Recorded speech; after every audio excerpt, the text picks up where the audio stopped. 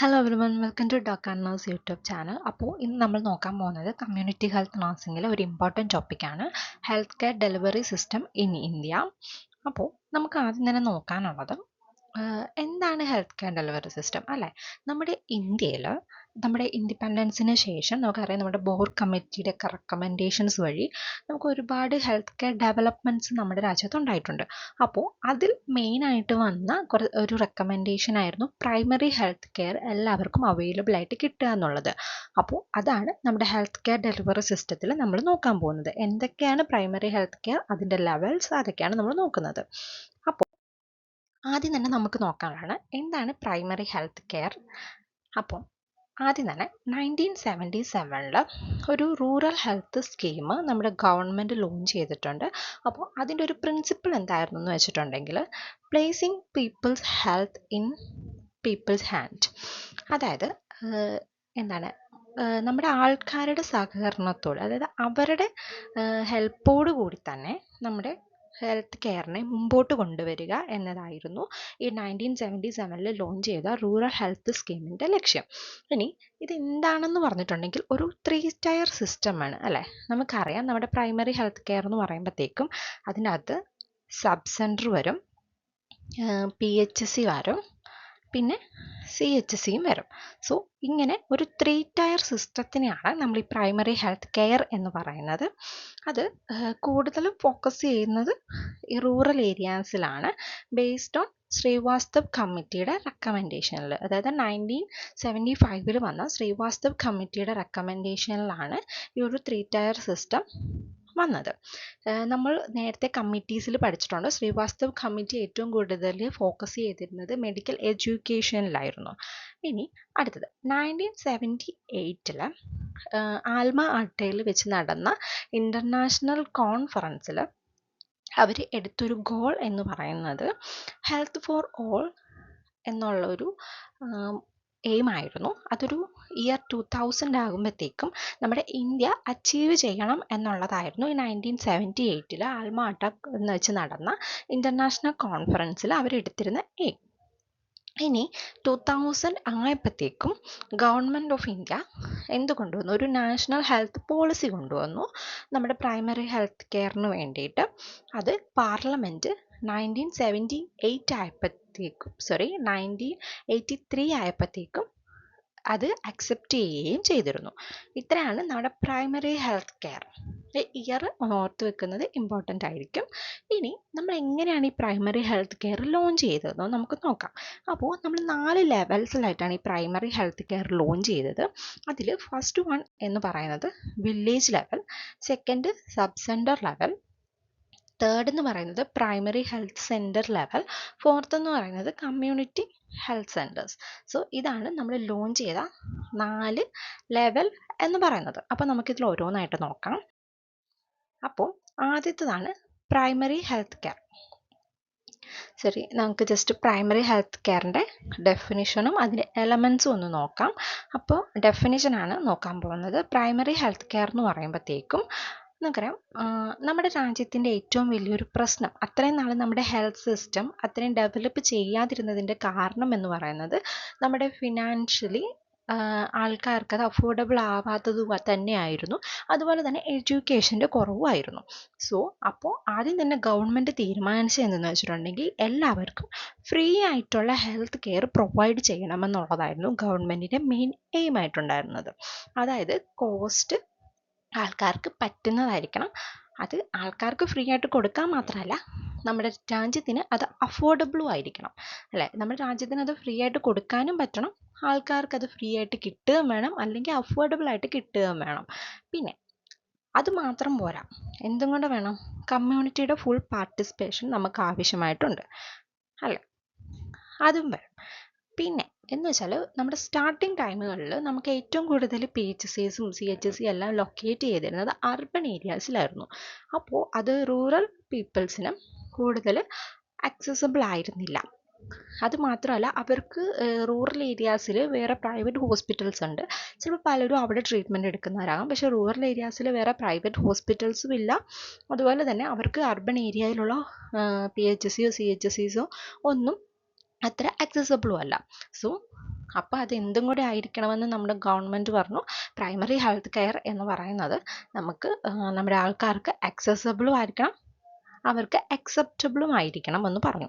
So അപ്പോൾ ഇതാണ് primary health care. ഇനി എന്തൊക്കെ കാര്യങ്ങളിലാണ് പ്രൈമറി ഹെൽത്ത് കെയർ കൂടുതൽ ഫോക്കസ് ചെയ്തിരുന്നത്? അതായത് നിലവിൽ ഉള്ള ഹെൽത്ത് പ്രോബ്ലംസും അതിനെ എങ്ങനെ പ്രിവെൻറ്റ് ചെയ്യാം അല്ലെ കൺട്രോൾ ചെയ്യാം എന്നുള്ളതിലായിരുന്നു നമ്മുടെ പ്രൈമറി ഹെൽത്ത് കെയർ ഫോക്കസ് ചെയ്തിരുന്നത്. ഇനി ബാക്കിയുള്ള കാര്യങ്ങൾ എന്ന് പറഞ്ഞാൽ എല്ലാവർക്കും food supply, proper nutrition, safe water, basic sanitation, അതുപോലെ തന്നെ maternal and child health care, family planning, എല്ലാവർക്കും ഇമ്മ്യൂണൈസേഷൻ, പിന്നെ ലോക്കൽ എൻഡമിക് ഡിസീസിൻ്റെ പ്രിവെൻഷനും കൺട്രോളും, അപ്രോപ്രിയേറ്റ് ട്രീറ്റ്മെൻറ്റ്, ഡിസീസ് എന്തെങ്കിലും ഒരു ഇഞ്ചുറി ഉണ്ടെങ്കിൽ അതിന് അപ്രോപ്രിയേറ്റ് ആയിട്ടുള്ള ട്രീറ്റ്മെൻറ്റ്, അതുപോലെ തന്നെ എല്ലാവർക്കും എസെൻഷ്യൽ ആയിട്ടുള്ള ഡ്രഗ്സ് അവൈലബിൾ ആയിരിക്കണം. സോ ഇത്രയായിരുന്നു നമ്മുടെ പ്രൈമറി ഹെൽത്ത് കെയറിൻ്റെ എലമെൻറ്റ്സ് എന്ന് പറയുന്നത്. ഇനി എന്താണ് പ്രൈമറി ഹെൽത്ത് കെയറിൻ്റെ പ്രിൻസിപ്പിൾസ് എന്ന് നമുക്ക് നോക്കാം. മെയിൻലി നമുക്ക് 5 പ്രിൻസിപ്പിൾസ് ആണുള്ളത്. ആദ്യത്തേത് എക്വിറ്റബിൾ ഡിസ്ട്രിബ്യൂഷൻ. നമ്മൾ ആദ്യം തന്നെ പറഞ്ഞു, നമ്മുടെ സ്റ്റാർട്ടിംഗ് ടൈമിൽ ഒരു 80% നമ്മുടെ CHC PHC ഹോസ്പിറ്റൽസ് ഉണ്ടായിരുന്നത് എവിടെയാണ്? അർബൻ ഏരിയയിലാണ് ഉണ്ടായിരുന്നത്. അപ്പോൾ അത് നമ്മുടെ റൂറൽ ഏരിയയിലുള്ള ആൾക്കാർക്ക് വേറെ പ്രൈവറ്റ് ഹോസ്പിറ്റൽസും ഇല്ല, അതുപോലെ തന്നെ അവർക്ക് അത് അത്രത്തോളം ആക്സസിബിളും അല്ല, അല്ലേ? അത്രയും ദൂരം യാത്ര അതൊട്ടും ആക്സസിബിൾ ആയുള്ളൊരു കാര്യമായിരുന്നില്ല. സോ നമ്മുടെ പ്രൈമറി ഹെൽത്ത് കെയറിൻ്റെ പ്രിൻസിപ്പിളായിട്ട് ഫസ്റ്റ് വന്നത് അതാണ്, എക്വിറ്റബിൾ ഡിസ്ട്രിബ്യൂഷൻ, അല്ലേ? 50% ആയിരിക്കണം അർബൻ ഏരിയയിലും റൂറൽ ഏരിയയിലും വരേണ്ടത് എന്നുള്ളൊരു ഇക്വിറ്റബിൾ ഡിസ്ട്രിബ്യൂഷൻ കൊണ്ടുവന്നു. അടുത്തത് തന്നെ കമ്മ്യൂണിറ്റി പാർട്ടിസിപ്പേഷൻ. അപ്പോൾ നമുക്കറിയാം നമ്മുടെ രാജ്യത്ത് ഈ നമ്മൾ പറയും വീടുകളിൽ, അതായത് റൂറൽ ഏരിയാസിലൊക്കെ ഇൻ കേസ് എന്തെങ്കിലും ഒരു എമർജൻസി വന്നിട്ടുണ്ടെങ്കിൽ ഡെലിവറി എടുക്കാൻ വേണ്ടിയിട്ട് നമ്മൾ ലോക്കൽ ഡയസിനെ ട്രെയിൻ ചെയ്യും, അല്ലേ? എന്ന് വെച്ചാൽ ഇപ്പോൾ ഹോസ്പിറ്റലിൽ എത്താൻ പറ്റാത്ത എന്തെങ്കിലും ഒരു സാഹചര്യം ഉണ്ടായിട്ടുണ്ടെങ്കിൽ ഈ ട്രെയിൻഡ് പേഴ്സൺസ് ഡെലിവറി എടുക്കണം. അതിനാണ് നമ്മൾ കമ്മ്യൂണിറ്റി പാർട്ടിസിപ്പേഷൻ എന്ന് പറയുന്നത്. കാരണം നമ്മൾ ഈ ആൾക്കാരെ ചൂസ് ചെയ്യുന്നത് എവിടെ നിന്നാണ്? നമ്മുടെ കമ്മ്യൂണിറ്റിയിൽ നിന്ന് തന്നെയാണ്. അതുപോലെ അംഗൻവാടി വർക്കേഴ്സ്, ആശാ വർക്കേഴ്സ്, ഇതൊക്കെ നമുക്ക് പരിചയമുള്ളവരാണ്, അല്ലേ? സോ ഇവരെയൊക്കെ നമ്മൾ ഇവിടെ നിന്നാണ് ചൂസ് ചെയ്യുന്നത്. ആ കമ്മ്യൂണിറ്റി നമ്മൾ എടുക്കണ ആ ഒരു പോപ്പുലേഷനിൽ നിന്നായിരിക്കും, അതിലൊരു വ്യക്തിനെ ആയിരിക്കും നമ്മൾ അതിനു വേണ്ടി ചൂസ് ചെയ്യുന്നത്. സോ കമ്മ്യൂണിറ്റിയുടെ ഒരു എഫേർട്ട് അതിൽ നിന്ന് കാണപ്പെടും. അടുത്തെന്താണ്? ഇൻ്റർസെക്ടറൽ കോർഡിനേഷൻ. നമുക്കറിയാം, ഇപ്പോൾ ഹോസ്പിറ്റൽ മാത്രമായിട്ട് നമുക്ക് നടത്തിക്കൊണ്ട് പോകാൻ പറ്റില്ല, അല്ലേ? എന്ത് ചെയ്യണം? ഇപ്പോൾ ഒരു ഹോസ്പിറ്റലിൽ നിന്ന് അടുത്ത ഹോസ്പിറ്റലിലോട്ട് ഒരാളെ ഷിഫ്റ്റ് ചെയ്യണം, നമുക്ക് ട്രാൻസ്പോർട്ടേഷൻ വേണം, അല്ലേ? അപ്പോൾ ഒരു സെക്ടർ മാത്രമല്ല, പല സെക്ടേഴ്സിനെ കോർഡിനേറ്റ് ചെയ്താണ് നമ്മളൊരു ഹെൽത്ത് കെയർ മുമ്പോട്ട് കൊണ്ടുപോകാൻ പറ്റത്തുള്ളൂ, അല്ലേ? നമുക്ക് വേറെ എക്യുപ്മെൻറ്റ്സ് വേണം, അതിന് നമ്മൾ ആ ഒരു ഇൻഡസ്ട്രിയൽ സെക്ടറിനെ അപ്രോച്ച് ചെയ്യണം, ട്രാൻസ്പോർട്ടേഷൻ സെക്ടർ വേണം, ഹോസ്പിറ്റൽസ് വേണം, ആൾക്കാർ വേണം, എല്ലാം വേണം. നമുക്കപ്പോൾ ഒരുപാട് സെക്ടേഴ്സിൻ്റെ കോർഡിനേഷൻ, വേസ്റ്റ് ഡിസ്പോസൽ, ഈ എല്ലാ സെക്ടേഴ്സിൻ്റെയും കോർഡിനേഷൻ നമുക്ക് വളരെ ആവശ്യമുണ്ട്. ഇനി അപ്രോപ്രിയേറ്റ് ടെക്നോളജി, അല്ലേ? അതായത് നമ്മുടെ മോഡിഫിക്കേഷൻസ് വരുന്നതനുസരിച്ച്, അതായത് നമ്മുടെ ഹോസ്പിറ്റൽസിൽ നമ്മൾ കണ്ടിട്ടുണ്ട് ഡിജിറ്റൽ മോണിറ്ററിംഗ് ആണ് നമ്മുടെ BP, ഹാർട്ട് റേറ്റ് ഒക്കെ ചെക്ക് ചെയ്യുന്നത്. പക്ഷെ പണ്ട് നമ്മൾ ഹോസ്പിറ്റൽസിൽ എന്താണ് ചെയ്യുന്നത്? സ്പിഗ്മോ മാനോമീറ്റർ വെച്ചിട്ടായിരുന്നു ഇതൊക്കെ മെഷർ ചെയ്തിരുന്നത്. ഇപ്പോഴും ചിലയിടത്ത് ചെയ്യാറുണ്ട്, എങ്കിലും കൂടുതൽ ഡിജിറ്റൽ മെഷറിംഗ് ആണ് നടത്തുന്നത്. സോ അതാണ്, ടെക്നോളജി വളരുന്നതിനനുസരിച്ചിട്ട് നമ്മൾ അതിൽ അപ്രോപ്രിയേറ്റ് ആയിട്ടുള്ളത് ചൂസ് ചെയ്യണം. പക്ഷേ നമുക്കറിയാം, നമ്മുടെ ഫ്രീ ഹെൽത്ത് കെയർ ആണ് according to the cost or according to how our country can afford. ആ ഒരു രീതിയിൽ നമുക്ക് അപ്രോപ്രിയേറ്റ് ടെക്നോളജി കൊണ്ടുവരണം. പ്രിവെൻഷൻ. അപ്പോൾ എന്താ പറയുക, പ്രിവെൻഷൻ എന്ന് പറയുമ്പോഴത്തേക്കും നമുക്കറിയാം, നമ്മുടെ കമ്മ്യൂണിറ്റി ബേസിൽ നമ്മൾ കെയർ കൊടുക്കുമ്പോഴത്തേക്കും എപ്പോഴും നമ്മൾ കൂടുതലും ക്യൂറേറ്റീവ് സർവീസസിനേക്കാളും പ്രിവെൻറ്റീവ് സർവീസിലാണ് ഫോക്കസ് ചെയ്യുന്നത്. സോ നമ്മുടെ ലോക്കൽ എൻഡമിക് ഡിസീസുകളുടെ അല്ലെങ്കിൽ മറ്റുള്ള എന്തെങ്കിലും ഒരു കമ്മ്യൂണിക്കബിൾ ഡിസീസുകളായിക്കോട്ടെ, അതിൻ്റെയൊക്കെ പ്രിവെൻഷനിൽ മെയിനായിട്ട് ഫോക്കസ് ചെയ്യാം. ഇനി നമുക്ക് നോക്കാനുള്ളത് നഴ്സസ് റോൾ. നഴ്സ് എന്താണ് പ്രൈമറി ഹെൽത്ത് കെയറിൽ ചെയ്യേണ്ടത്? ആദ്യം തന്നെ എന്താണ് ഡയറക്റ്റ് കെയർ പ്രൊവൈഡർ. നമുക്കറിയാം, പേഷ്യൻസുമായിട്ട് ഏറ്റവും കൂടുതൽ അടുത്ത് ഇടപെടുന്നതും അവരുടെ ബേസിക് നീഡ്സ് നടത്തി കൊടുക്കുന്നതും നഴ്സുമാരായിരിക്കും. സോ എപ്പോഴും ഒരു ഡയറക്റ്റ് കെയർ പ്രൊവൈഡർ ആയിരിക്കണം. അടുത്തെന്താണ് health educator and teacher. So എന്താ പറയണേ, എന്തെങ്കിലും പ്രിവെൻഷൻ, നമ്മുടെ കമ്മ്യൂണിക്കബിൾ ഡിസീസുകളെ കുറിച്ചോ അല്ലെങ്കിൽ ഇപ്പോൾ എന്തൊരു സർജറി കഴിഞ്ഞിട്ട് പേഷ്യൻസ് ആണെങ്കിൽ അതിൻ്റെ ആഫ്റ്റർ കെയറിനെ കുറിച്ചോ, ഏത് ഡിസീസ് ആയിക്കോട്ടെ അതിൻ്റെ ഫോളോ അപ്പ് കാര്യങ്ങൾ എല്ലാം എഡ്യൂക്കേഷൻ കൊടുക്കാൻ പറ്റുന്ന ഒരാളായിരിക്കണം. നേഴ്സിൻ്റെ ഒരു റോളാണത്. ഒരു ടീച്ചറായിട്ട് വർക്ക് ചെയ്യാം. ഒരു അടുത്തത് എന്താണ്, പ്ലാനർ ആൻഡ് കെയർ മാനേജർ. അതായത് ഇപ്പോൾ ഒരു സർജറി കഴിഞ്ഞ പേഷ്യൻ്റ് ആയിക്കോട്ടെ, അല്ലെങ്കിൽ വേറെ എന്തെങ്കിലും ഒരു കമ്മ്യൂണിക്കബിൾ ഡിസീസിൽ നിന്ന് തരണം ചെയ്തു വന്ന ഒരു വ്യക്തി ആയിക്കോട്ടെ, അവരുടെ ബാക്കി ഇനി എന്താണ് എന്നുള്ളത് ഒരു ട്രീറ്റ്മെൻറ്റ് ലെവല് നമ്മളിങ്ങനെ പ്ലാൻ ചെയ്ത് അത് കറക്റ്റായിട്ട് ഓർഗനൈസ് ചെയ്ത് അത് ഫോളോ അപ്പ് ചെയ്യാൻ പറയുക. അതൊരു നേഴ്സിൻ്റെ റോളാണ്. എന്താണ്, ഗൈഡ് ആൻഡ് സൂപ്പർവൈസർ അല്ലേ. എന്തൊക്കെ ചെയ്യാം, ഇനി എന്തൊക്കെ ചെയ്തുകൂടാ, എത്ര നാൾ ചെയ്യാം, ഇതുപോലെയുള്ള അവർക്ക് ആവശ്യമായിട്ടുള്ള ഗൈഡൻസ് കൊടുക്കേണ്ട വ്യക്തിയാണ്.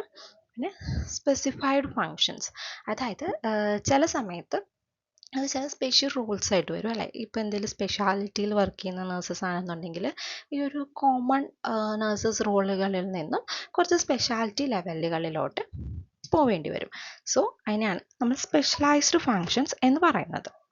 അപ്പോൾ അടുത്തത് നമ്മൾ സ്റ്റാർട്ടിങ്ങിൽ പറഞ്ഞു, നമ്മുടെ ഇന്ത്യയിൽ പ്രൈമറി ഹെൽത്ത് കെയർ കൊണ്ടുവന്നത് 4 ലെവലായിട്ടാണ്. അതിൽ ഫസ്റ്റ് വൺ ആണ് വില്ലേജ് ലെവൽ. അപ്പോൾ വില്ലേജ് ലെവലിൽ നമുക്ക് നോക്കാനുള്ളത് ASHA scheme, ICDS scheme, training of local dais. ഈ ICDS സ്കീം എന്ന് പറയുന്നതാണ് അംഗൻവാടി വർക്കേഴ്സ്. അപ്പോൾ ആദ്യം തന്നെ നമുക്ക് ആശാ വർക്കർ എന്താണെന്ന് നോക്കാം. ആശ എന്ന് പറയുന്ന വാക്കിൻ്റെ ഫുൾ ഫോമാണ് അക്രഡിറ്റഡ് സോഷ്യൽ ഹെൽത്ത് ആക്ടിവിസ്റ്റ്. അപ്പോൾ ആരായിരിക്കണം ഈ ആശാ വർക്കർ ആവേണ്ട വ്യക്തി, നമുക്കത് നോക്കാം. ആശാ വർക്കർ എന്ന് പറയുന്നത് ഈ വില്ലേജിൽ എന്ന് തന്നെ ചൂസ് ചെയ്യപ്പെട്ട ഒരു വ്യക്തിയായിരിക്കണം. മാരീഡ് ആവാം, വിഡോ ആവാം, ഡിവോഴ്സ്ഡ് ആവാം. അതുപോലെ തന്നെ ഒരു 45 ഇയേഴ്സ് ഓഫ് ഏജ് ഗ്രൂപ്പിന് ഇടയ്ക്കുള്ള ഒരു വ്യക്തിയായിരിക്കണം. അവരുടെ ഫോർമൽ എഡ്യൂക്കേഷൻ എന്ന് പറയുന്നത് 8ാം ക്ലാസ് വരെ ആയിരിക്കണം. അതുകൂടാതെ നല്ലൊരു കമ്മ്യൂണിക്കേഷൻ സ്കില്ലും ലീഡർഷിപ്പ് ക്വാളിറ്റിയും ഉള്ളൊരു വ്യക്തിയായിരിക്കണം. ഇനി ഒരു ആശാ വർക്കർ എന്ന് പറയുന്നത് 1000 പോപ്പുലേഷന് വേണ്ടിയിട്ടുള്ള ഒരു വ്യക്തിയാണ്. അതായത് ഒരു ആശാ വർക്കർ 1000 പോപ്പുലേഷൻ കവർ ചെയ്യണം.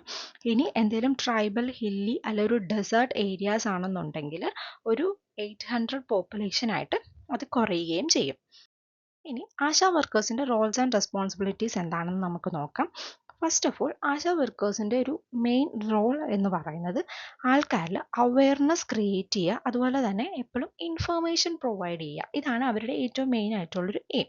ഇനി അത് എന്തൊക്കെ കാര്യങ്ങളിലാവാന്നുണ്ടെങ്കിൽ എന്താണ്, ബേസിക് ന്യൂട്രീഷൻ, അതുപോലെ തന്നെ ഹെൽത്ത് സർവീസുകളെ കുറിച്ച്, family welfare service, family planning, ഇതുപോലുള്ള സർവീസുകളെ കുറിച്ച് അവയർനെസ് ഉണ്ടാക്കി ഇൻഫർമേഷൻ കൊടുക്കുകയാണ് ആശാ വർക്കേഴ്സിൻ്റെ മെയിൻ ആയിട്ടുള്ളൊരു എയിം. അതുകൂടാതെ വുമൻസിന് കൗൺസിലിംഗ് നൽകുക. അതായത് എന്തെങ്കിലും birth preparedness, safe delivery, breast feeding, complementary feeding, immunisation, contraception, prevention of common infections, ഇതൊക്കെയാണ് ഇതിനെക്കുറിച്ചുള്ള കൗൺസിലിങ്ങുകൾ നൽകുക.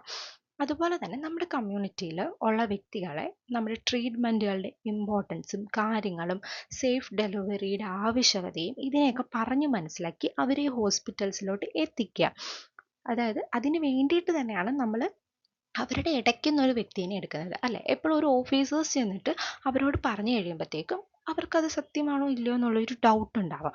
പക്ഷെ അവരിൽ നിന്ന് തന്നെ ഒരു വ്യക്തി പറയുമ്പോഴത്തേക്കും അവരത് അംഗീകരിക്കാനുള്ള സാധ്യത വളരെ കൂടുതലാണ്. അതുകൊണ്ടാണ് നമ്മൾ ഇതുപോലുള്ള ആശാ വർക്കേഴ്സിനെയൊക്കെ അവരിൽ നിന്ന് തന്നെ ചൂസ് ചെയ്യുന്നത്. ഇനി എന്താണ് പറയുന്നത്, ഇതുള്ള പ്രഗ്നന്റ് ലേഡീസിനും അല്ലെങ്കിൽ എന്തെങ്കിലും ട്രീറ്റ്മെൻറ്റ് ആവശ്യകതമായി വരുന്ന കുട്ടികളെയും ഒക്കെ ഇത് പറഞ്ഞ് മനസ്സിലാക്കി ഹോസ്പിറ്റലിലോട്ട് എത്തിക്കുക എന്നുള്ളത് അവരുടെ ഒരു മെയിൻ എയിമാണ്. അതുപോലെ തന്നെ സാനിറ്റേഷൻ കമ്മിറ്റികളുടെയൊക്കെ ഭാഗമായിട്ട് പ്രവർത്തിക്കുക. ഇത് കൂടാതെ എന്തെങ്കിലും മൈനർ ഡിസോർഡേഴ്സ് ഉണ്ടെന്നുണ്ടെങ്കിൽ, അതായത് ഡയേറിയ, ഫീവർ, ഫസ്റ്റ് എയ്ഡ്, ഇതുപോലെയുള്ള എന്തെങ്കിലും മൈനർ ആയിട്ടുള്ള പ്രൊസീജിയേഴ്സ് ചെയ്യാൻ അവർ ട്രെയിൻഡ് ആണ്. അതുപോലെ തന്നെ നമുക്കറിയാം revised national tuberculosis control programme. ഈ ഒരു ട്യൂബർക്കുലോസിസ് കൺട്രോൾ പ്രോഗ്രാം നമ്മുടെ ഇന്ത്യ ഒട്ടാകെ കവർ ചെയ്യുന്ന ഒരു പ്രോഗ്രാമാണ്. വളരെ ആക്റ്റീവായിട്ട് ഇപ്പോൾ നടന്നു പോകുന്ന ഒരു പ്രോഗ്രാമാണ്. അപ്പോൾ അതിൻ്റെ ഒരു ട്രീറ്റ്മെൻറ്റ് മെത്തേഡാണ് ഷോർട്ട് കോഴ്സ് ഡോട്ട്സ് എന്ന് നമ്മൾ പറയും. അപ്പം ഒരു കോഴ്സായിട്ട് ഇതിന് മെഡിസിൻ എടുക്കുക എന്നുള്ളതാണ് ഈ ഒരു ട്രീറ്റ്മെൻറ്റ്. ഇത് നമ്മുടെ ഹോം ബേസിസിൽ നടക്കുമ്പോൾ ഈ മെഡിസിൻ പ്രൊവൈഡ് ചെയ്യാൻ ആശാ വർക്കേഴ്സിന് റൈറ്റ് ഉണ്ട്. അതുപോലെ തന്നെ നമ്മൾ പറയും വീടുകളിൽ വെച്ച് ട്രീറ്റ്മെൻറ്റ് സ്റ്റാർട്ട് ചെയ്യുന്നവർ ആദ്യം ആശാ വർക്കേഴ്സിൻ്റെ ഒബ്സർവേഷനിലായിരിക്കണം ഈ മെഡിസിൻ എടുക്കേണ്ടതെന്നൊക്കെ നമ്മൾ പറയും. കാരണം അവർ ആ ട്രീറ്റ്മെൻറ്റ് നടത്തുന്നുണ്ടെന്നുള്ള ഉറപ്പിന് വേണ്ടിയിട്ടാണ് നമ്മളിത് ചെയ്യുന്നത്.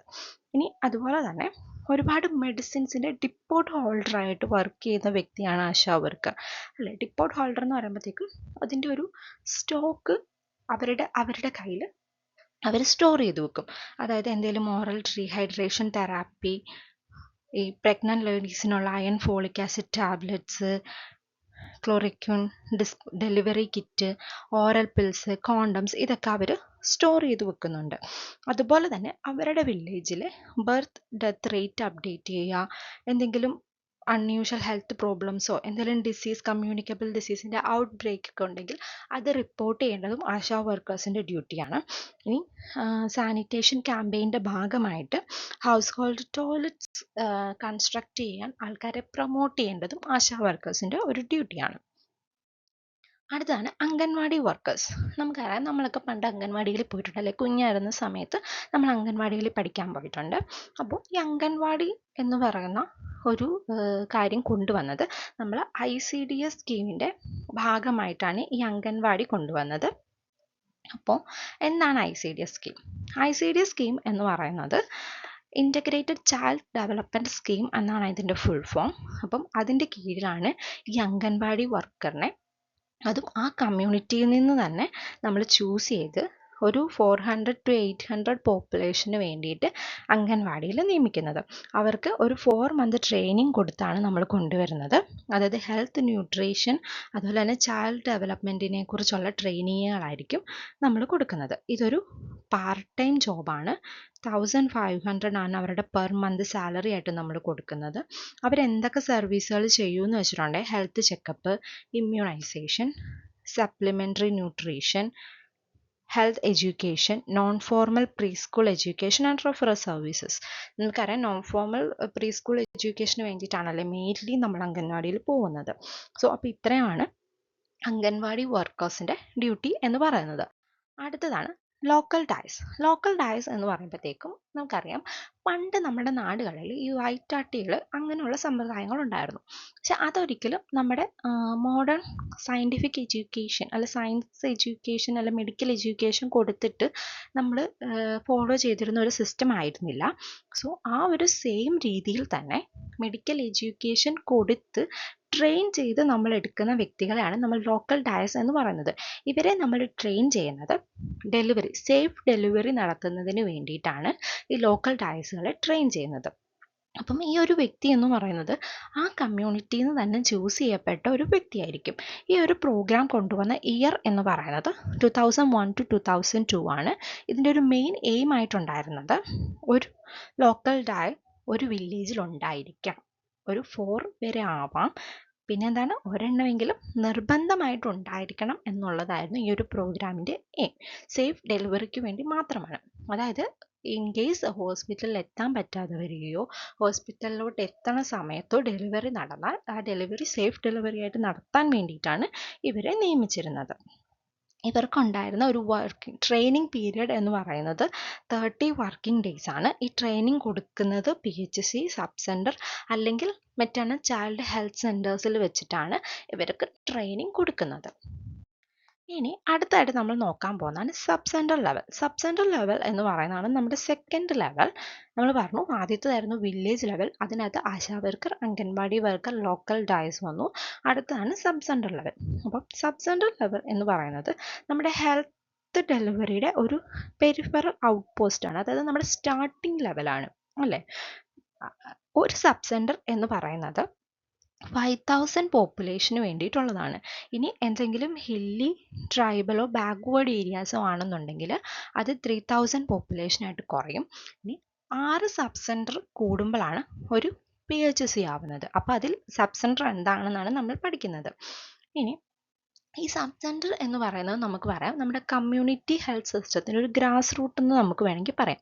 കാരണം ഏറ്റവും ആദ്യം ആൾക്കാർ സമീപിക്കേണ്ടത് സബ് സെൻറ്ററിലാണ്. അവിടെയാണ് എല്ലാ പ്രൈമറി ഹെൽത്ത് സർവീസുകളും പ്രൊവൈഡ് ചെയ്യുന്നത്. ഇനി എന്തൊക്കെ പാക്കേജ് ഓഫ് സർവീസുകളാണ് ഇവിടെ കൊടുക്കുന്നതെന്ന് നമുക്ക് നോക്കാം. ആദ്യം തന്നെ ഇമ്മ്യൂണൈസേഷൻ, ആൻറ്റിനേറ്റൽ, പോസ്റ്റ്നേറ്റൽ കെയറുകൾ, അതായത് പ്രിവെൻഷൻ ഓഫ് മാൽ ന്യൂട്രീഷൻ, എന്തെങ്കിലും കോമൺ ചൈൽഡ്ഹുഡ് ഡിസീസുകൾ, ഫാമിലി പ്ലാനിങ് സർവീസുകൾ, കൗൺസിലിംഗ്, ഇത്രയാണ് നമ്മളിവിടെ കൊടുക്കുന്നത്.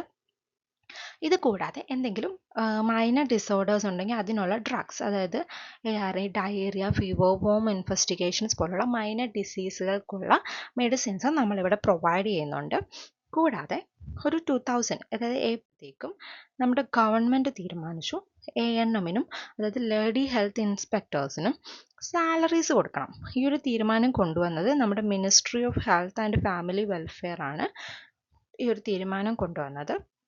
അവർക്ക് സാലറീസും അവർക്ക് താമസിക്കാനുള്ള സ്ഥലവും അതിൻ്റെ റെൻറ്റും പ്രൊവൈഡ് ചെയ്യണം എന്നുള്ളൊരു സ്കീം കൊണ്ടുവന്നു. അതുകൂടാതെ നമ്മൾ അറിയേണ്ട ഒരു കാര്യമുണ്ട്. നമ്മൾ അടുത്ത സ്ലൈഡിൽ ഇതിൻ്റെ സ്റ്റാഫിംഗ് പാറ്റേൺ പറയും, എങ്കിലും ഞാൻ ഇപ്പോൾ ഒന്ന് പറയുകയാണ് നിങ്ങൾക്കിത് മനസ്സിലാവാൻ വേണ്ടിയിട്ട്. അതായത് ഒരു സബ് സെൻറ്ററിൽ നിർബന്ധമായിട്ടും ഒരു മെയിൽ ഹെൽത്ത് വർക്കറും ഒരു ഫീമെയിൽ ഹെൽത്ത് വർക്കറും വേണം. അപ്പോൾ ഇവരാണ് ഈ ഒരു സബ് സെൻറ്റർ ഹാൻഡിൽ ചെയ്യേണ്ടത്. മെയിൽ ഹെൽത്ത് വർക്കർ ഒരാളാണ്, ഫീമെയിൽ ഹെൽത്ത് വർക്കറും ഒരാൾ വേണം. അപ്പോൾ ഈ മെയിൽ ഹെൽത്ത് വർക്കറിൻ്റെ സാലറി സ്റ്റേറ്റ് ഗവൺമെൻറ് തന്നെ പ്രൊവൈഡ് ചെയ്യും. ഇനി ANMത്തിൻ്റെ സാലറിയും സ്റ്റേറ്റ് ഗവൺമെൻറ് തന്നെയാണ് പ്രൊവൈഡ് ചെയ്യുന്നത്. അതുകൂടാതെ ഇപ്പം ANMന് എന്തെങ്കിലും ഒരു വോളണ്ടറി വർക്കറിൻ്റെ ആവശ്യമുണ്ട്, ഒരു ഹെൽപ്പറിൻ്റെ ആവശ്യമുണ്ട് എന്നുണ്ടെങ്കിൽ ആ പേയ്മെൻറ്റ്, അതായത് വോളണ്ടറി വർക്കറിനുള്ള പേയ്മെൻറ്റ് ഈ ANM സ്റ്റാഫ് തന്നെ പ്രൊവൈഡ് ചെയ്യണം എന്നുള്ളതാണ് നമ്മുടെ ഗവൺമെൻറ് കൊണ്ടുവന്ന ഒരു സ്കീമായിട്ടുണ്ടായിരുന്നത്. അപ്പം അടുത്തത് നമുക്ക് നോക്കാം. ഇതിൽ തന്നെ നമ്മൾ ആദ്യം കൊടുത്തിട്ടുണ്ട് നിലവിലുള്ള സ്റ്റാഫിംഗ് പാറ്റേൺ. അതായത് ഒരു ഫീമെയിൽ ഹെൽത്ത് വർക്കർ വേണം, ഒരു മെയിൽ ഹെൽത്ത് വർക്കർ വേണം. ഫീമെയിൽ ഹെൽത്ത് വർക്കറിനെ ANM എന്നും മെയിൽ ഹെൽത്ത് വർക്കറിനെ മൾട്ടി പർപ്പസ് വർക്കർ എന്നും നമ്മൾ വിളിക്കും. ഇത് കൂടാതെ ഒരു ഹെൽത്ത് അസിസ്റ്റൻ്റ് വേണം, ഫീമെയിൽ, അതിനെ നമ്മൾ ലേഡി ഹെൽത്ത് വിസിറ്റർ എന്ന് വിളിക്കും. ഹെൽത്ത് അസിസ്റ്റൻറ്റ് മെയിലുണ്ട്. അപ്പോൾ ഈ ഹെൽത്ത് അസിസ്റ്റൻറ്റ് മെയിലാണ് 6 സബ് സെൻറ്റേഴ്സിനെ സൂപ്പർവൈസ് ചെയ്യുന്നത്. ഓക്കെ, അപ്പോൾ ഇത്രയാണ് നമ്മുടെ സ്റ്റാഫിംഗ് പാറ്റേൺ. ഇനി നമുക്ക് 2 ലെവൽ ഓഫ് സബ് സെൻറ്റേഴ്സ് ഉണ്ട്, 2 കാറ്റഗറി. അതായത് ടൈപ്പ് എയും ഉണ്ട്, ടൈപ്പ് ബിയും ഉണ്ട്. ടൈപ്പ് എ എന്ന് പറയുന്നത് ഇവിടെ ബാക്കി എല്ലാ നമ്മൾ അപ്പുറത്ത് പറഞ്ഞ എല്ലാ റെക്കമെൻഡഡ് സർവീസുകളും കിട്ടും, പക്ഷെ എന്ത് കിട്ടില്ല, ഡെലിവറി മാത്രം നടത്താൻ പറ്റില്ല. അതാണ് ടൈപ്പ് എ സബ് സെൻറ്റർ എന്ന് പറയുന്നത്. അല്ലെങ്കിൽ വളരെ അത്യാവശ്യമായ ഘട്ടത്തിൽ മാത്രം ട്രെയിൻഡ് ആയിട്ടുള്ള ഒരു ANM ഡെലിവറി കണ്ടക്ട് ചെയ്യും. പക്ഷെ നോർമലി അവിടെ ഡെലിവറി കണ്ടക്ട് ചെയ്യാനുള്ള ഒരു പ്രൊവിഷൻ ഇല്ല. ഇനി ഈ ടൈപ്പ് എ സബ് സെൻറ്റർ ചില സ്ഥലങ്ങളിൽ ടൈപ്പ് ബി സബ് സെൻറ്ററായിട്ട് കൺവേർട്ട് ചെയ്യും. അപ്പോൾ അങ്ങനെ കൺവേർട്ട് ചെയ്യേണ്ടത് ഏതൊക്കെ സിറ്റുവേഷനിലാണ് എന്ന് നമുക്ക് നോക്കാം. ആ സ്ഥലത്ത്, അതായത് ഇവർ സിറ്റുവേറ്റ് ചെയ്യുന്ന ആ ഒരു സ്ഥലത്ത് ഡെലിവറി നടത്താനുള്ള ആവശ്യം, ഡിമാൻഡ് വളരെ കൂടുതലാണെന്നുണ്ടെങ്കിൽ ഈ ടൈപ്പ് എ ടൈപ്പ് ബി ആയിട്ട് കൺവേർട്ട് ചെയ്യും. അല്ല, മറ്റ് ഒരു ഹെൽത്ത് ഫെസിലിറ്റീസും അവൈലബിൾ അല്ലാത്തൊരു സ്ഥലത്താണെങ്കിൽ അങ്ങനെ ചെയ്യും. അതുപോലെ തന്നെ ഹെഡ് ക്വാർട്ടർ ഏരിയ ആണ്, ഒരുപാട് കേസുകൾ കൂടുതലുണ്ട് എന്നുണ്ടെങ്കിലും ഈ ടൈപ്പ് എ ടൈപ്പ് ബി ആയിട്ട് കൺവേർട്ട് ചെയ്യും. സോ അപ്പം ടൈപ്പ് എ എന്ന് പറഞ്ഞാൽ ബാക്കി എല്ലാ നെസസറി സർവീസുകൾ, ഇമ്മ്യൂണൈസേഷനോ എന്തും ആയിക്കോട്ടെ, എന്ത് സർവീസുകളും കിട്ടും, പക്ഷെ ഡെലിവറി മാത്രം നടത്തില്ല. ഇനി ടൈപ്പ് ബി സബ് സെൻറ്റേഴ്സ് എന്ന് പറഞ്ഞിട്ടുണ്ടെങ്കിൽ എന്താണ് അറിയാലോ. അപ്പോൾ ആദ്യത്തേൽ ഡെലിവറി നടത്തില്ല, ടൈപ്പ് ബി എന്ന് പറഞ്ഞാൽ ഡെലിവറി നടത്തും. ഈ ഒരു ടൈപ്പ് ബി സബ് സെൻറ്റേഴ്സിന് നല്ലൊരു ഗുഡ് ഇൻഫ്രാസ്ട്രക്ചർ ഉണ്ടാകും, സ്വന്തമായിട്ടുള്ള ബിൽഡിംഗ് ആയിരിക്കും, ആവശ്യത്തിനധികം സ്പേസ്, അക്കോമഡേഷൻ, സ്റ്റാഫിൻ്റെ അക്കോമഡേഷൻ സ്പേസ് ഉണ്ടാകും, ലേബർ റൂം ഫെസിലിറ്റീസ് ഉണ്ടാകും, അതുപോലെ തന്നെ അടുത്തെങ്ങും വേറെ ഒരു ഹയർ ഡെലിവറി ഫെസിലിറ്റി ഹോസ്പിറ്റൽസ് ഉണ്ടാവാറുമില്ല. ആവശ്യത്തിന് ഗുഡ് ഡെലിവറി കേസുകളും ഈ ഒരു ഏരിയയിൽ ഉണ്ടാകും. അപ്പോൾ അതാണ് ടൈപ്പ് ബി. ടൈപ്പ് എയും ടൈപ്പ് ബിയുള്ള ഡിഫറൻസ് എന്ന് പറഞ്ഞാൽ മെയിൻലി എന്താണ്, ടൈപ്പ് എയിൽ ഡെലിവറീസ് നടത്തില്ല, ടൈപ്പ് ബിയിൽ ഡെലിവറീസ് നടത്തും. സോ ഇതാണ് രണ്ട് ടൈപ്സ് ഓഫ് സബ് സെൻറ്റേഴ്സ്. അടുത്തതാണ് പ്രൈമറി ഹെൽത്ത് സെൻറ്റർ ലെവൽ. ഇതാണ് നമ്മുടെ തേർഡ് ലെവൽ എന്ന് പറയുന്നത്. അപ്പോൾ ഈ ഒരു സിസ്റ്റം വന്നത് 1946 ബോർ കമ്മിറ്റിയുടെ റെക്കമെൻഡേഷൻ്റെ ഭാഗമായിട്ടാണ് ഈ ഒരു പ്രൈമറി ഹെൽത്ത് സെൻറ്റർ നമ്മൾ കൊണ്ടുവന്നത്. ഇവിടെ എന്ന് പറഞ്ഞിട്ടുണ്ടെങ്കിൽ ഇത്രയും നേരം നമ്മൾ പറഞ്ഞല്ലോ ഡെലിവറി അങ്ങനെ മേജർ പ്രൊസീജിയേഴ്സ് ഒന്നും ഒരിക്കലും സബ് സെൻറ്ററിൽ നടത്താൻ പറ്റത്തില്ല. പക്ഷേ ഇവിടെ അങ്ങനെയല്ല, നമ്മുടെ പ്രിവെൻറ്റീവ് കെയർ നടത്തും, അതുപോലെ തന്നെ നമുക്ക് ഒരു ഇൻ്റഗ്രേറ്റഡ് ക്യൂറേറ്റീവ് സർവീസുകളും പ്രൊവൈഡ് ചെയ്യാൻ വേണ്ടിയിട്ട് പറ്റും. അപ്പോൾ ഒരു പ്രൈമറി ഹെൽത്ത് സെൻറ്ററിൻ്റെ പോപ്പുലേഷൻ എന്ന് പറയുന്നത് 13,000 ആണ്. 13,000 ആണ് പറയുന്നത്. ഇനി എന്തെങ്കിലും ഒരു ഹില്ലി ട്രൈബൽ അല്ലെ ബാക്ക്വേർഡ് ഏരിയാസ് ആണെന്നുണ്ടെങ്കിൽ 20 പോപ്പുലേഷൻ ആണ് പറയുന്നത്. ഇനി ഒരു PHCയുടെ ഫങ്ഷൻസ് എന്തൊക്കെയാണെന്ന് നമുക്ക് നോക്കാം. മെഡിക്കൽ കെയർ, അതായത് മെഡിസിൻസ്, ഏതൊരു ഡിസീസിൻ്റെ മെഡിസിൻസ് നമുക്കിവിടെ പ്രൊവൈഡ് ചെയ്യാൻ വേണ്ടിയിട്ട് പറ്റും. MCH ഫാമിലി പ്ലാനിങ്, അതായത് മെറ്റേണൽ ആൻഡ് ചൈൽഡ് ഹെൽത്ത് കെയറും അതുപോലെ തന്നെ ഫാമിലി പ്ലാനിങ് സർവീസുകളും പ്രൊവൈഡ് ചെയ്യാൻ പറ്റും. Safe water, basic sanitation programmes ഇവിടെ കണ്ടക്ട് ചെയ്യും. ലോക്കലി എൻഡമിക് ഡിസീസുകളുടെ പ്രിവെൻഷനും കൺട്രോളും, എന്തെങ്കിലും വൈറ്റൽ സ്റ്റാറ്റിസ്റ്റിക്സ് ഉണ്ടെങ്കിൽ അതിൻ്റെ കളക്ഷൻ ആൻഡ് റിപ്പോർട്ടിങ്, അതായത് എന്തെങ്കിലും ഡിസീസ് ഔട്ട് കൊണ്ടുവന്നുണ്ടെങ്കിൽ അതിൻ്റെ കളക്ഷനും റിപ്പോർട്ടും, പിന്നെ ഹെൽത്ത് റിലേറ്റഡ് ടോപ്പിക്സിനെ കുറിച്ചുള്ള education, national health programs, referral service, അതായത് PHC ആണ് നമ്മുടെ first referral out post. So referral സർവീസുകൾ പ്രൊവൈഡ് ചെയ്യാൻ പറ്റും. അതുപോലെ തന്നെ ലോക്കൽ ഡയസുകളുടെ training, health workers, health assistance, ഇവരുടെയൊക്കെ ട്രെയിനിങ്ങുകൾ നമുക്ക് നടത്താൻ പറ്റും. കൂടാതെ ബേസിക് ലബോറട്ടറി സർവീസുകൾ, അതായത് ഭയങ്കര ഹൈ ലെവൽ ടെസ്റ്റുകളൊന്നും ചെയ്യാൻ പറ്റില്ല, പക്ഷെ ഭയങ്കര ബേസിക് ആയിട്ടുള്ള, അതായത് നമ്മുടെ ഷുഗർ മോണിറ്ററിങ്, അതുപോലുള്ള ബേസിക് ലബോറട്ടറി സർവീസുകളും നമ്മുടെ പ്രൈമറി ഹെൽത്ത് സെൻറ്ററിൽ അവൈലബിൾ ആണ്. അടുത്തതാണ് കമ്മ്യൂണിറ്റി ഹെൽത്ത് സെൻറ്റർ. ഇതാണ് നമ്മുടെ ഫോർത്ത് ലെവൽ എന്ന് പറയുന്നത്. അപ്പം ഒരു CHC എന്ന് പറയുന്നത് 80,000 to 1.2 lakh പോപ്പുലേഷൻ ആണ് കവർ ചെയ്യേണ്ടത്. അപ്പം ഈ ഒരു 30 ബെഡഡ് ഹോസ്പിറ്റൽ ആയിരിക്കണം. അതുകൂടാതെ എന്താണ്, സർജറി സ്പെഷ്യാലിറ്റീസ് ഉണ്ടായിരിക്കണം, മെഡിസിൻ ഉണ്ടായിരിക്കണം, ഡെലിവറി ഗൈനക്കോളജിക്കൽ ഡിപ്പാർട്ട്മെൻറ്റ് ഉണ്ടാകണം, പീഡിയാട്രിക്സ് ഉണ്ടാകണം, അതും x ray and laboratory facilities available ആയിരിക്കണം. അപ്പോൾ PHCയിൽ നിന്ന് വന്നൊരു ഇമ്പ്രൂവ്മെൻറ്റ് എന്തെന്ന് വെച്ചിട്ടുണ്ടെങ്കിൽ ഇവിടെ സ്പെഷ്യലൈസ്ഡ് ഡിപ്പാർട്ട്മെൻറ്റ്സ്, പീഡിയാട്രിക്സ്, OBG എല്ലാ ഡിപ്പാർട്ട്മെൻറ്റ്സ് ഉണ്ടാകണം. കൂടാതെ സർജറി ഫെസിലിറ്റീസും അവൈലബിൾ ആയിരിക്കണം. അതാണ് CHCയിലോട്ട് വന്നൊരു ഇമ്പ്രൂവ്മെൻറ്റ്. കൂടാതെ നമുക്കിവിടെ ഒരു കമ്മ്യൂണിറ്റി ഹെൽത്ത് ഓഫീസർ വേണം. അപ്പം അദ്ദേഹം എന്ന് പറയുന്നത് അവരുടെ ഒരു സ്റ്റാഫ് കാറ്റഗറിയിൽ നിന്ന് ഏറ്റവും സൂപ്പർവൈസറി ലെവലിലുള്ള വ്യക്തിയായിരിക്കണം. മിനിമം ഒരു 7 year എക്സ്പീരിയൻസ് എങ്കിലും റൂറൽ ഹെൽത്ത് പ്രോഗ്രാമിൽ ഉള്ള ആളായിരിക്കണം എന്നാണ് പറയുന്നത്. അപ്പോൾ ഇതാണ് നമ്മുടെ കമ്മ്യൂണിറ്റി ഹെൽത്ത് സെൻറ്റർ. അപ്പം കമ്മ്യൂണിറ്റി ഹെൽത്ത് സെൻറ്ററിൻ്റെ സ്റ്റാൻഡേർഡ്സ്, ഇന്ത്യൻ ഒരു പബ്ലിക് ഹെൽത്ത് സ്റ്റാൻഡേർഡ്സ് എന്തൊക്കെ കെയർ കൊടുക്കും എന്ന് നമുക്ക് നോക്കാം. അതായത് കെയർ ഓഫ് എമർജൻസി, അതായത് സർജറി കേസസ് അവർ ഹാൻഡിൽ ചെയ്യും. മെഡിസിൻ എമർജൻസീസ്, നമുക്കറിയാം എന്തെങ്കിലും ഹാർട്ട് അറ്റാക്ക് അല്ലെങ്കിൽ എന്താണ് റെസ്പിറേറ്ററി ഡിസോർഡേഴ്സ് പോലുള്ള മെഡിക്കൽ എമർജൻസീസും അവർ ഹാൻഡിൽ ചെയ്യും. Maternal health, new born care and child health, family planning, national health program, physical medicine and rehabilitation, referral സർവീസുകൾ, maternal death review, oral health, school health service. നമുക്കറിയാം school health programs അല്ലേ, നമ്മുടെ oral health, weight, height, നമ്മുടെ vision ഇതൊക്കെ check ചെയ്യാനായിട്ട് നമ്മുടെ സ്കൂളുകളിൽ ഇതുപോലെ മെഡിക്കൽ ടീം വന്നിട്ട് ഇത് ഓർഗനൈസ് ചെയ്യാറുണ്ട്. അതാണ് school health programme. Adolescent health, blood storage facility, അതായത് നമ്മുടെ ബ്ലഡ് ബാങ്കുകൾ നമ്മൾ ഹോസ്പിറ്റൽസിൽ കണ്ടിട്ടുണ്ട് അല്ലേ. ഡയഗ്നോസ്റ്റിക് സർവീസുകൾ, അതായത് ലബോറട്ടറി സർവീസുകൾ, ഇതിനാണ് ഡയഗ്നോസ്റ്റിക് സർവീസുകൾ എന്ന് പറയുന്നത്. സോ ഇപ്പോൾ ഇത്രയാണ് നമ്മുടെ CHC പ്രൊവൈഡ് ചെയ്യുന്ന സർവീസുകൾ. അടുത്താണ് റൂറൽ ആൻഡ് ഡിസ്ട്രിക്ട് ഹോസ്പിറ്റലുകൾ. അപ്പോൾ റൂറൽ ഹോസ്പിറ്റൽ എന്ന് പറയുമ്പോഴത്തേക്കും നമ്മൾ ആദ്യം പറഞ്ഞ പോലെ തന്നെ ഒരു 3 tier സിസ്റ്റമാണ്. അതായത് ഈ റൂറൽ ഹോസ്പിറ്റൽസ് എന്ന് പറയുന്നത് നമ്മുടെ sub centre, PHC, CHC. So അപ്പോൾ നമ്മുടെ ഒരു 3 ടയർ സിസ്റ്റത്തിനെയാണ് നമ്മൾ ഈ റൂറൽ ഹോസ്പിറ്റൽ, ഈ 3 കാര്യങ്ങളിനെയും കൂടിയാണ് നമ്മളൊരു റൂറൽ ഹോസ്പിറ്റൽസ് എന്ന് പറയുന്നത്. അടുത്താണ് ഡിസ്ട്രിക്ട് ഹോസ്പിറ്റൽസ്. അപ്പോൾ ഡിസ്ട്രിക്ട് ഹോസ്പിറ്റൽസ് എന്ന് പറയുമ്പോൾ എന്താണ്, നമ്മുടെ ഒരു ജില്ലയ്ക്ക് വേണ്ടിയിട്ട്, അതായത് ഇപ്പോൾ കോട്ടയം ജില്ല, അത് CHSയുടെ മണ്ടയിലോട്ട് വരുന്ന ഒരു ലെവലാണ്. അതായത് ഇപ്പോൾ നമ്മുടെ കോട്ടയം ജില്ല എന്ന് പറയുന്നതിന് ഒരു ഹോസ്പിറ്റലാണ് അല്ലേ, കോട്ടയം ജില്ലയ്ക്കായിട്ടുള്ള ഒരു ഹോസ്പിറ്റൽ. അവിടെ എല്ലാ ഡിപ്പാർട്ട്മെൻറ്റ്സും എല്ലാ സ്പെഷ്യലൈസ്ഡ് ഡിപ്പാർട്ട്മെൻറ്റ്സും അടങ്ങിയ ഒരു ഹോസ്പിറ്റലിനെയാണ് നമ്മൾ ഡിസ്ട്രിക്ട് ഹോസ്പിറ്റൽ എന്ന് പറയുന്നത്.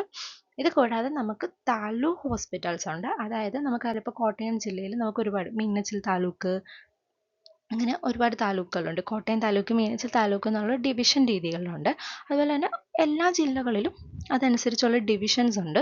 സോ അപ്പം അതിൽ വരുന്ന, ഇപ്പോൾ ഒരു താലൂക്കിന് ഒരു ഹോസ്പിറ്റൽ, അതിനാണ് നമ്മൾ താലൂക്ക് ഹോസ്പിറ്റൽസ് എന്ന് പറയുന്നത്. അതുപോലെ തന്നെ ഒരു ജില്ലയ്ക്ക്, ഇപ്പോൾ എറണാകുളം ജില്ല എടുത്താൽ എറണാകുളം ഒരു ജില്ലാ ഹോസ്പിറ്റൽ ഉണ്ട് അല്ലേ. അപ്പോൾ എല്ലാവരെയും കണക്ട് ചെയ്യുന്ന ഒരു ഹോസ്പിറ്റൽ, അവിടെ എല്ലാ സ്പെഷ്യലൈസ്ഡ് ഡിപ്പാർട്ട്മെൻറ്റ്സും ഉണ്ടായിരിക്കണം. അതിൻ്റെ മണ്ടയിലോട്ടാണ് ഇപ്പം നമ്മൾ Trivandrum medical college, Kozhikode medical കോളേജുകൾ നമുക്കറിയാം. സോ ആ ഒരു മെഡിക്കൽ കോളേജാണ് ഇതിൻ്റെ ഏറ്റവും മോസ്റ്റ് അപ്പർ ഗ്രേഡിൽ നിൽക്കുന്ന ഹോസ്പിറ്റൽസ്. സോ ഇത്രയാണ് നമ്മുടെ ഹോസ്പിറ്റൽസ് ആയിട്ട് ഇപ്പോൾ നമുക്ക് പറയാനുള്ളത്. അപ്പോൾ ഇതോടുകൂടി നമ്മുടെ ഇന്നത്തെ ക്ലാസ്സസ്, നമ്മുടെ ഇന്നത്തെ വീഡിയോ അവസാനിക്കുകയാണ്. ഇന്ന് നമ്മൾ ഡിസ്കസ് ചെയ്തത് ഹെൽത്ത് കെയർ ഡെലിവറി സിസ്റ്റത്തിനെ കുറിച്ചാണ്, ഒരു 3 ടയർ സിസ്റ്റത്തിനെ കുറിച്ചാണ് ഡിസ്കസ് ചെയ്തത്. അപ്പം എല്ലാവർക്കും ക്ലാസ് ഇഷ്ടപ്പെട്ടെന്ന് വിചാരിക്കുന്നു. ഇഷ്ടപ്പെട്ടെങ്കിൽ എല്ലാവരും സബ്സ്ക്രൈബ് ചെയ്യണം, ലൈക്ക് ചെയ്യണം. Thank you.